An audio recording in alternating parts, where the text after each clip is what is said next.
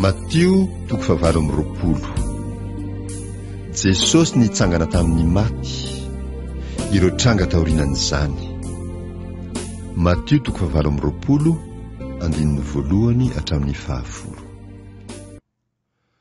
Ary tamin'ny aliny sabata, raha vao nazava ratsy ny andro voalohany amin'ny herinandro, dia avy hizahan'ny fasana Maria Magdalena sy ilay Maria anankiray. Ary indro nisy horohorontany mafy, fa nisy anjelin'ny tompo nidina avy tany an-danitra, dia nankeo ka nanakodiany vato dia nipetraka teo amboniny. Ary ny fijery azy dia tahaka ny helatra, ary ny fitafiany fotsy tahaka ny oram-panala, ary ny mpiambina ny vato-po no ny fahatahorana azy, ka tonga tahaka ny maty. Ary ny anjely namaly ka nilaza tamin'ny vehivavy hoe, aza matahotra ianareo, fa fantatro fa Jesosy izay efa nombona tamin'ny hazo fijaliana no tadiavinareo. Tsy ato izy, fa efa nitsangana araka izay nolazainy. Avika jereo, fa tao no nandrin'ny tompo.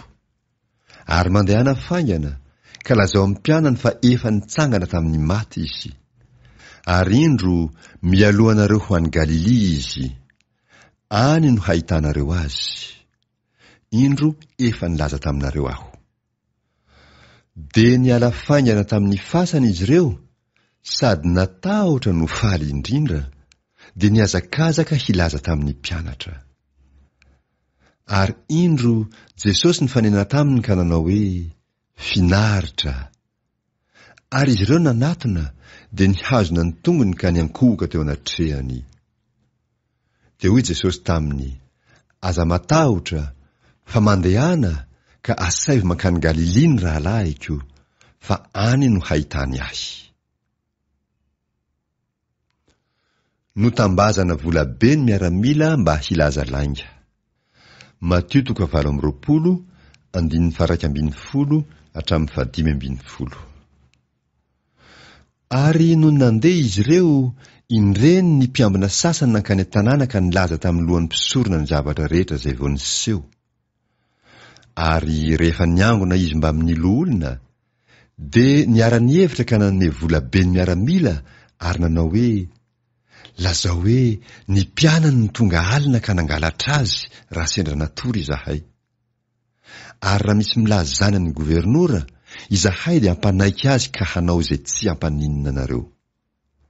Dia nandray ny vola izy ka nanao araka ny teny nomena azy.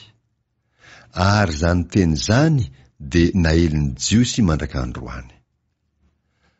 Jesosy nankany Galilia, naniraka ny mpianatra hanatanteraka asa misiona vaovao. Matio 7:20, 1-20. Ary ny mpianatra 120 dia nankany Galilia, ho any amin'ilay tendrombohitra nasain'i Jesosy halehany. Ary noho nahita azy izy, dia niankohoka, fa ny sasany nianahana.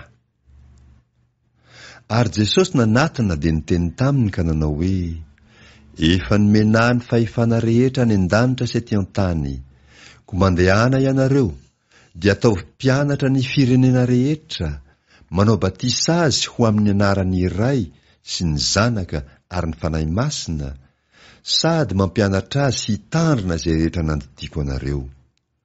Ary indro izaho momba anareo mandrakariva ambara-pahatonga ny fahataperan'izao tontolo izao.